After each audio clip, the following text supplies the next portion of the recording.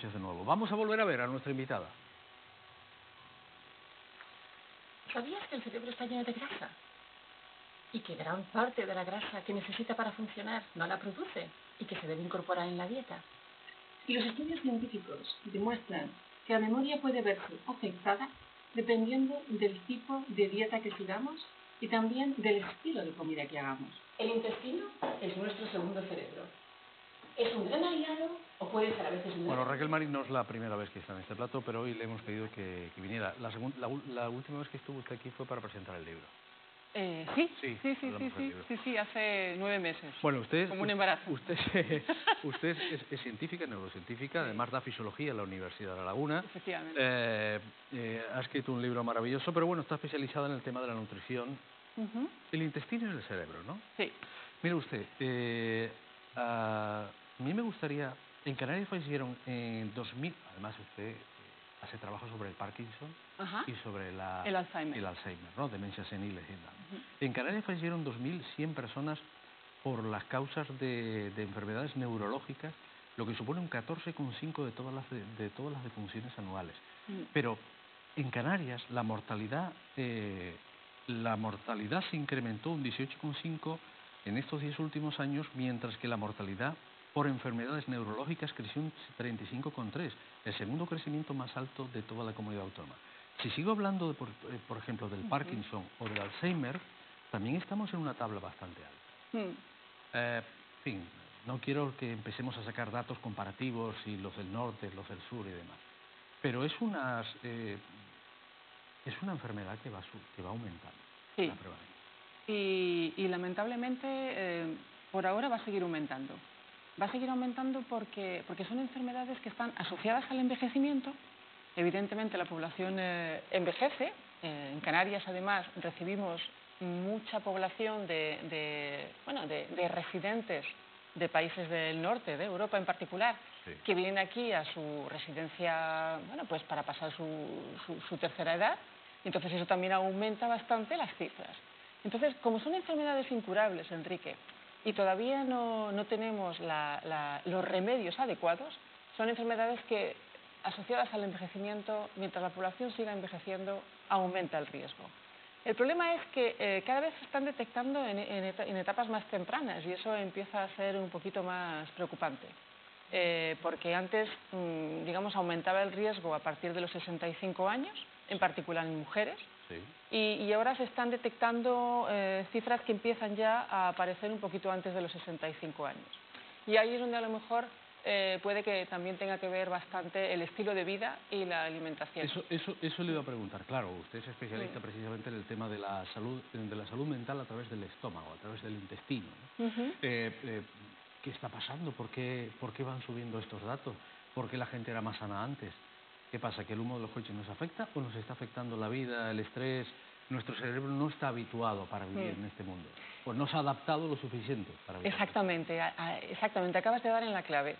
La genética implica aproximadamente un 25% de nuestro destino. Es decir, hay una parte genética que esa viene uno con estos... El número de DNI no puedes cambiar. Con estos números hay que hacer un cesto.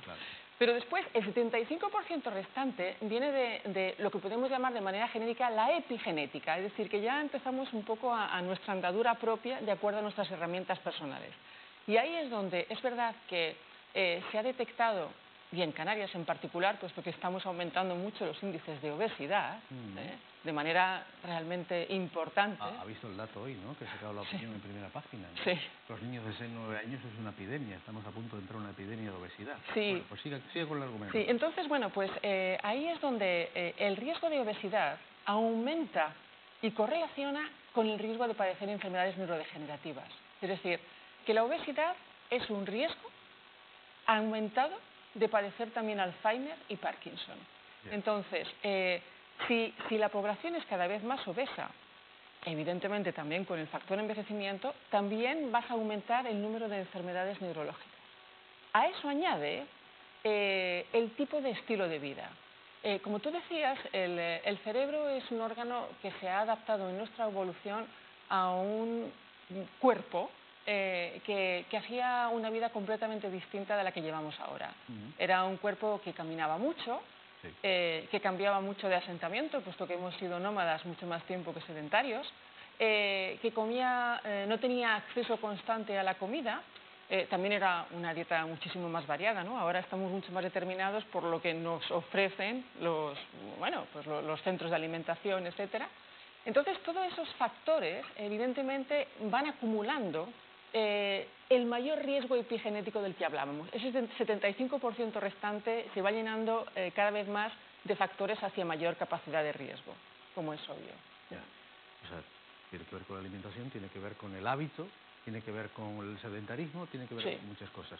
Pero usted en su laboratorio y en sus trabajos va demostrando, está haciendo trabajos precisamente, va estudiando sobre la ingesta de determinados nutrientes que tienen que ver con mantener el cerebro sano, ¿no? Efectivamente. Y recuerdo que una vez me dijo, oiga, en lugares donde se consume mucho omega 3, por ejemplo los inuit, ¿no? Sí. Porque comen mucha carne de foca. Efectivamente. Qué buena memoria, ¿ves? Tú tomas omega 3.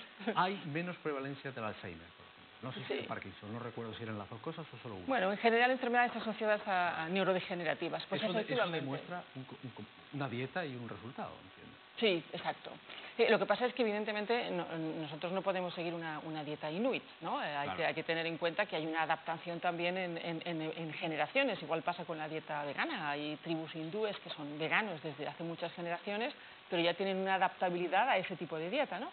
Pero lo que sí es cierto es que nuestro cerebro es extremadamente graso, pero la grasa que tiene el cerebro es una grasa que necesita para funcionar más que para alimentarse, ¿no? Entonces esa grasa, fundamentalmente, una de las fuentes es los aceites de pescado, las fuentes del mar, y esas fuentes del mar son las que nutren ese cerebro para que haga la función que más le gusta, que es conversar las neuronas entre ellas, ¿no? Entonces, esa forma de, por decirlo así, incorporar omega 3 es fundamental, porque los humanos no los producimos en muy baja cantidad, aproximadamente un 2% del total. Y eso además es toda la vida, es decir, siempre uno piensa al cerebro en desarrollo, al cerebro del niño, que ya a partir de los 3 años ya está totalmente formado, pero luego a lo largo de toda la vida, ese tipo lo que le demos de comer al cerebro va a determinar mucho de lo que nos ocurra, ya no desde el punto de vista de la memoria o de la capacidad cognitiva, sino también desde el punto de vista anímico. Ya. Bueno, el omega 3 no solamente está en el pescado, hay vegetales que tienen mucho omega 3. Sí, pero bueno, por ejemplo, ¿no? Sí, exacto, pero hay que tener en cuenta que hay 3 tipos fundamentales de omega 3 y que tienen nombres distintos, no voy a empezar ahora a soltar aquí un rollo, pero lo que sí es cierto es que uno de ellos es abundante en semillas y en vegetales y los otros 2 no. Los otros 2 tienes que transformarlos, ¿eh? Entonces esos 2, bueno, una fuente alternativa, si no comes pescado, podrían ser las algas, podrían ser pues los productos de concha, etcétera.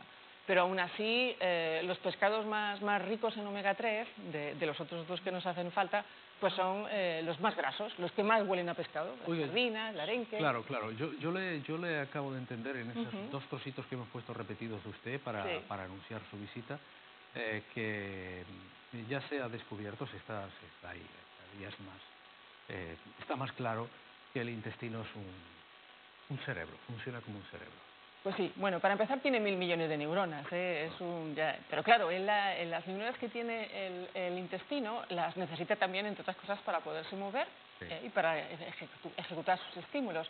Pero dentro del intestino tenemos un tesoro que se llaman los microorganismos del intestino, que realmente nos hacen un enorme favor habitándonos antes incluso de que nazcamos, porque ya están ahí desde que somos fetos, ¿no? Y esa flora de microorganismos es la responsable de muchas sustancias que el cerebro necesita para funcionar y que no produce. Hasta el punto de que cuando esos organismos tienen desequilibrios, en la última década en neurociencia se ha demostrado que hay muchas enfermedades, te puedo decir unas cuantas y la lista sigue aumentando, que dependen precisamente de cómo de saludables estén esos microorganismos. Además del Alzheimer y Parkinson que hemos citado, el autismo, la esquizofrenia, la depresión, el insomnio, todo lo que son trastornos del sueño, la esclerosis múltiple, el trastorno de déficit de atención, están relacionándose con problemas en los bichos del intestino. Ya.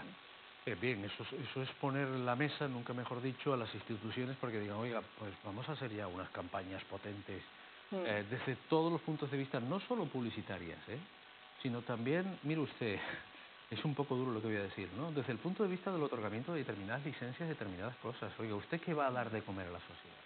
Porque usted me va a crear un problema subsiguiente. Si usted le da de comer a la sociedad esto, usted al final quien va a pagar la factura soy yo.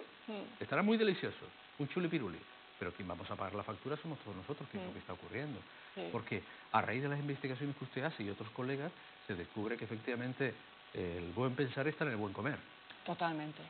Entonces... Mira, hay un proverbio que a mí me gusta mucho y es que cuando la alimentación es mala, la medicina no funciona. Y cuando la alimentación es buena, la medicina no es necesaria.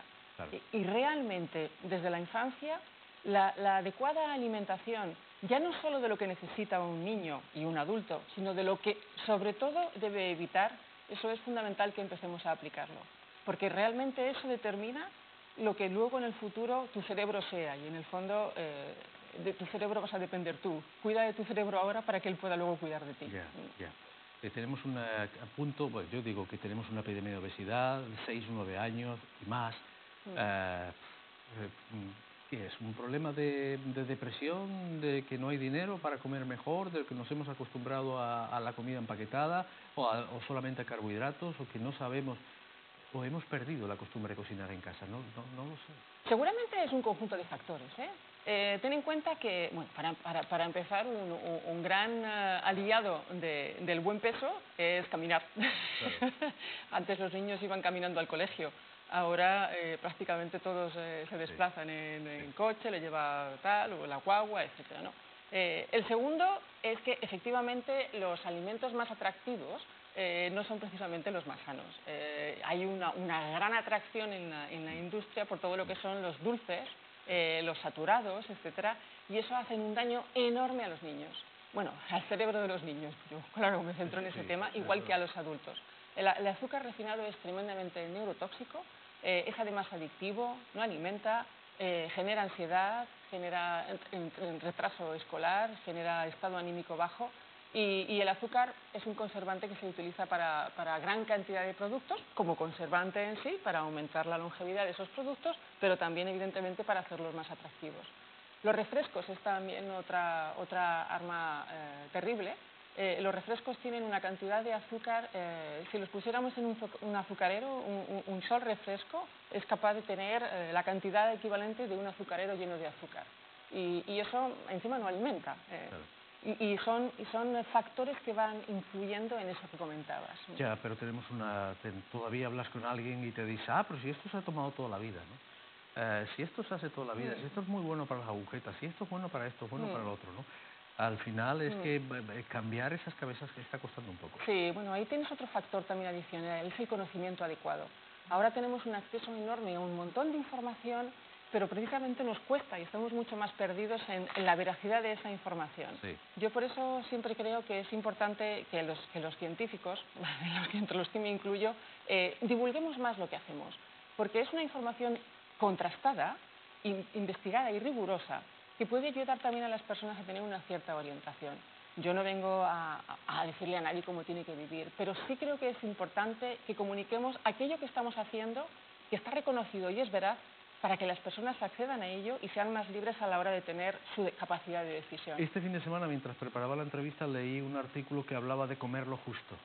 Incluso hablaba de los microayunos y de pequeños ayunos, ¿no? Decir, oiga, si usted quiere, hasta si quiere, a partir de las 7 de la tarde, para la ingesta. No va a pasar nada, va a pasar hambre, no se va a morir, no se preocupe que su cerebro no se va a volver loco, no se le va a secar, ¿no? Todo lo contrario. ¿Es eso? ¿Usted es de esa opinión? Sí, efectivamente. Bueno, primero quiero hacer un inciso. Uno no se puede poner a ayunar por su cuenta si no conoce cómo está. Porque claro, puedes tener un trastorno metabólico, puedes tener un problema hormonal, una debilidad, etcétera. Entonces, cuidado con eso. Pero lo que sí es cierto es que los estudios científicos demuestran que el ayuno o las dietas hipocalóricas son extremadamente beneficiosas para el cerebro.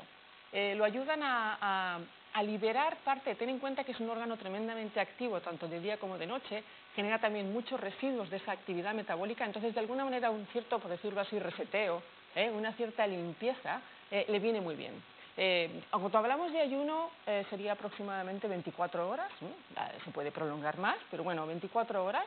Y si hablamos de dieta hipocalórica, estaríamos hablando de que los estudios lo que hacen es un día 500 kilocalorías que es el equivalente a 2 huevos fritos al día, y otro día pues una dieta normal e ir alternando en días alternos. Y eso tiene enormes beneficios incluso a la hora de mejorar la capacidad memorística, la capacidad de atención. Incluso hay un aspecto interesante que te va a resultar curioso, que es la creatividad. Mire usted, yo experimenté un ayuno. Digo, a ver qué tal, a ver qué tal. ¿Cómo fue? ¿Sabe qué noté? Mi olfato era más agudo. Veía bien. Veía bien, quiero decir que a veces uno se cansa y dice, ¡uy, clarita veo la tele! Sí. Fui anotando esas cosas porque también lo había leído en el artículo. Digo, voy a experimentarlo, voy a prepararme del todo. Sí. Y noté cosas interesantes. Fue un poquito duro, pero fue duro hasta después del mediodía. Después del mediodía ya no me preocupaba. Exacto. Bebía líquido, bebía agua, no me preocupaba. Y estuve un poquito más de 24 horas sin ninguna ingesta. Y lo voy a repetir. Pues te voy a decir una cosa, Enrique, ahora que no nos oye nadie. Yo he ayunado hasta 5 días, solamente a agua. Insisto, no lo repitan ustedes. ¿Como experimento? Sí, como experimento. Y tuve exactamente las mismas sensaciones. Pues una mejora del olfato, en general de los sentidos, y luego también del paladar. Por eso también fomenta la creatividad. Y bajé 1,5 kilos. ¿Ah, sí? ¿También? Sí. Bueno, ten en cuenta que no vas a bajar mucho porque toda la digestión también gasta muchas kilocalorías. Sí, debe ser que estaba muy intoxicado. No, pero sí es cierto que además si le sirve a alguien de experiencia, ¿no? Una vez leía a un director de cine y dice, chaval, ¿cómo te...? A ver si me acuerdo. ¿Cómo es que has perdido tantos kilos? Y dice, mira, dejé la cena. Y yo cuando estoy en fiestas y tengo que cenar, lo noto muchísimo la báscula. Cuando dejo de cenar, también lo noto muchísimo. Mira, hay una cosa que no me he muerto, y estoy muy bien. No tienes... Estoy muy bien de salud. Estar muy vivo. Sí. Hay una cosa... Ya nos vamos a publicidad. Bueno, no, dímelo. Sí, hay una cosa que tenemos que tener en cuenta, y es que muchas veces no comemos porque lo necesitemos metabólicamente hablando, sino porque nuestro cerebro nos lo pide. ¿Qué hay de mi café? ¿Qué hay de mi hora? Pero muchas veces comemos sin hambre, realmente sin necesidad de hacerlo. Ya. Y estamos hablando de no comer para garantizar más salud, ¿eh? Que eso es lo que dicen los estudios, lo que dice la ciencia ahora mismo. Sí. Bueno, Raquel Marín, gracias, buenas noches. Gracias a ti, Enrique. Buenas noches. Ahora viene el chico de deportes, que debe estar muy sano también. Estoy aquí. Viene Berto Mata, al que le hemos robado un poquito de minutos hoy, así que tendrá que correr un poquito más, como debe ser además, en su oficio de contar historias. Venga, volvemos de inmediato.